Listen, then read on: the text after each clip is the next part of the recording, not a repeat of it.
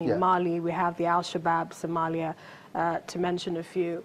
Do you see an end to terrorism in the world? I would say yes and no, but it's a difficult yes. It's a very difficult yes, because you see, terrorism is not insurgency. We must be able to separate both. In most cases, when people come to analyze, they tend to mix the two up. Insurgency can relatively be taken good care of through well-planned military lines of operations, just like the military in Nigeria has done. What we are now experiencing is clear-cut terrorism. And what is terrorism? Terrorism is no war. Terrorism is a variant of asymmetric conflict embedded in communities. Okay? It therefore requires time, requires patience. The belligerents or the enemies, as you want me to call them, are faceless. The battle space is not defined. It calls for intense intelligence. It is expensive in both human and material resources. It calls for citizen participation, because the citizen must be seen to be, taking ownership of his security.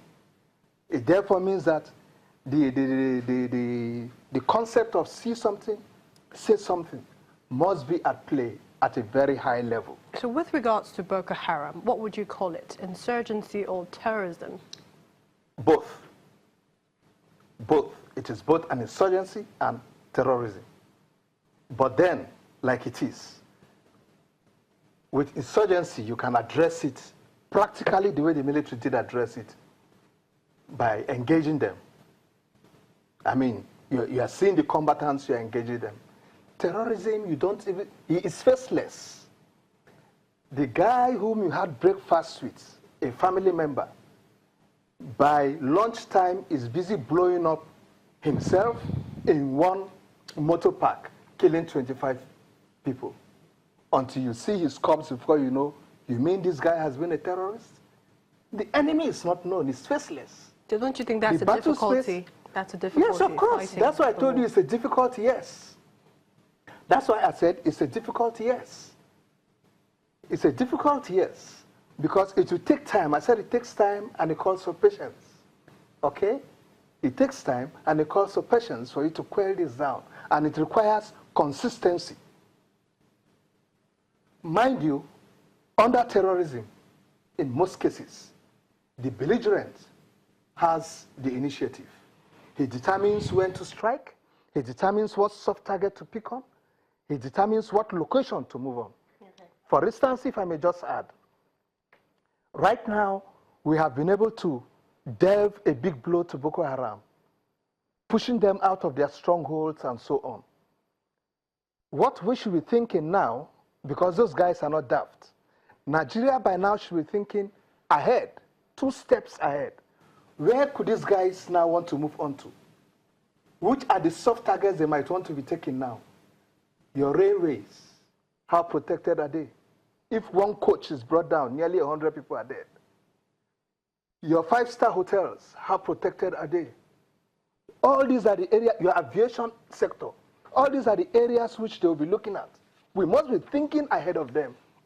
Okay. These guys are very intelligent. What are your thoughts with regards to the victims, survivors of terror, the IDPs, for example? 9/11, the world is in the US today. They're remembering mental health, those suffering post-traumatic stress disorders. Do you think the government is handling the IDPs in the Northeast? Well, we've not been able to do a proper assessment yet of how far government has gone with the with those coming out from the Northeast situation, because I think attention is we are still battling with feeding the IDPs and so on. Okay, I wish the situation in the camps could be improved, sanitary conditions and so on. It is when we are done with that, then we begin to really look at post-war care. All right? I want to believe by now that the PCNI, that's Presidential Committee for Northeast Initiative or so, I don't know. But anyway, the PCNI or something like that, by now should be contemplating or have a good program just in line with what we had in the U.S., the Marshall Plan. If we begin to have things like that, then we begin to think of what should be done, because like it is now, I am of the opinion that the army is being overloaded on ground. Why is the army being overloaded? The army clears and recovers a particular territory. They are supposed to just do that and move on to other territories. But they are compelled to stay or leave part of their team behind to stabilize that territory, rather than handing it over straight away to paramilitary. But we know we have a lot of problems that are paramilitary, manpower problems and so on. That's why you see, as we speak right now, if you go to some of the villages in the northeast, you find schools that are being revived with military men teaching as teachers in schools, hospitals with military doctors and nurses, and so on. Because if you don't put all these things in place, the people cannot return. Where are they returning to? So government has got to really do a lot so that the army can be spared, or the military can be spared of some of these responsibilities, and they really concentrate on the combat aspect of this war. Thank you so much, Colonel Hassan Stan-Labo, for joining us on Network Africa. I appreciate it, please. Thanks so much.